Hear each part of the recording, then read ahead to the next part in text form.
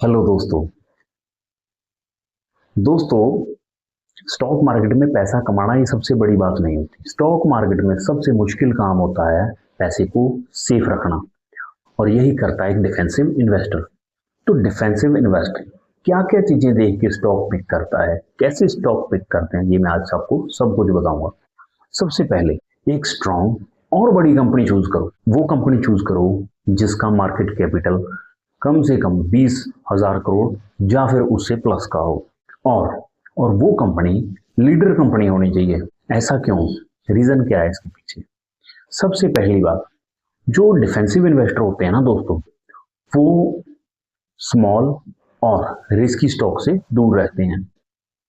जो बड़ी कंपनी होती है ना, वो पहले सरवाइव कर चुकी होती है, और छोटी कंपनी में सडन क्रैश का बहुत ज्यादा रिस्क होता है। इसी वजह से इन चीजों से दूर रहना चाहिए। अगला स्टेप आता है, हम क्या देखते हैं? Consistent earning. दोस्तों, हम जो भी कंपनी पिक कर रहे हैं, उस कंपनी का प्रॉफिट स्टेबल है या फिर ग्रो कर रहा है, ये देखना बहुत ज्यादा जरूरी होता है। कम से कम लास्ट 5 से 10 साल का प्रॉफिट जरूर चेक करें, और ये भी चेक करें कि वो कंटिन्यूस ग्रोथ कर रहा है, स्टेबल है, या फिर लॉस में है। अगर कंपनी लॉस में है तो उसको अवॉइड करना चाहिए। और बहुत ज्यादा अप डाउन जिस कंपनी में हो रहा है, जिस स्टॉक में बहुत ज्यादा अप डाउन हो रहा है, या फिर जिसका प्रॉफिट बहुत ज्यादा अप डाउन है, उससे दूर रहना चाहिए। रीजन क्या है इसके पीछे? इसके पीछे रीजन ये है, जो कंपनी खुद प्रॉफिट नहीं कमा सकती, वो इन्वेस्टर को कैसे प्रॉफिट दे सकती है? दोस्तों, अब बात आती है डेब्ट की। एक बात याद रखो, जितना ज्यादा डेबिट उतना ज्यादा रिस्क, जितना कम डेबिट उतना कम रिस्क। दोस्तों, रीजन इस चीज के पीछे ये है, क्योंकि अगर कंपनी के ऊपर डेबिट ज्यादा रहेगा तो उसका सारा प्रॉफिट है जो वो इंटरेस्ट में चला जाएगा। कई बार क्या होता है, मार्केट में पैनिक क्रैश आ जाता है। उस कंडीशन में क्या होगा, कंपनी बहुत ज्यादा प्रेशराइज हो जाएगी और हो सकता है वो उसको संभाल ना पाए। मार्केट गिरने में काफी ज्यादा नुकसान हो सकता है।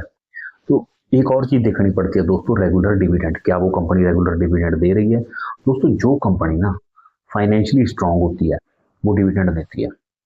आप कम से कम पिछले 5 से 10 साल का डिविडेंड हिस्ट्री चेक करो। क्या कंपनी रेगुलर डिविडेंड दे रही है? क्या उसका पे आउट सक्सेसफुल है? अगर कंपनी रेगुलर डिविडेंड दे रही है तो फाइनेंशियली बहुत ज्यादा स्ट्रांग होगी। दोस्तों, अब बात आती है मार्जिन ऑफ सेफ्टी की। ये है गोल्डन रूल। दोस्तों, मार्जिन ऑफ सेफ्टी क्या होता है? किसी भी स्टॉक को उसके प्राइस से कम प्राइस में खरीदना या फिर डिस्काउंट पे खरीदना। तो दोस्तों, इसके पीछे रीजन क्या होता है? रीजन ये होता है, अगर हम स्टॉक को कम वैल्यू पे खरीदेंगे तो ऑटोमेटिकली हमारा रिस्क और कम हो जाएगा। मार्केट को डिप पे बाय करो, जब मार्केट गिरता है तब बाय करो। उससे क्या होता है, हमको बहुत अच्छी वैल्यू वाले स्टॉक कम प्राइस में मिल जाते हैं, या फिर मैं बोलूं डिस्काउंट में मिल जाते हैं। दोस्तों, हाइप से दूर रहें। हाइप मतलब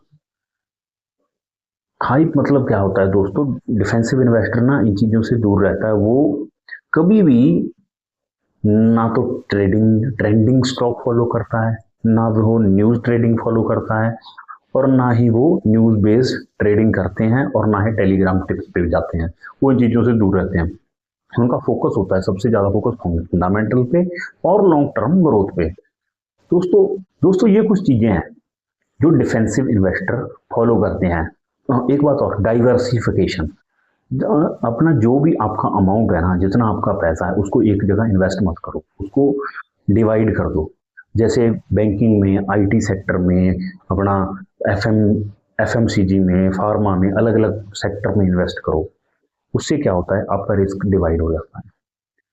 अगर आपको जल्दी पैसा नहीं बल्कि सेफ और लॉन्ग टर्म ग्रोथ बिल्ड करनी है ना, तो डिफेंसिव इन्वेस्टिंग अप्रोच सबसे बढ़िया है।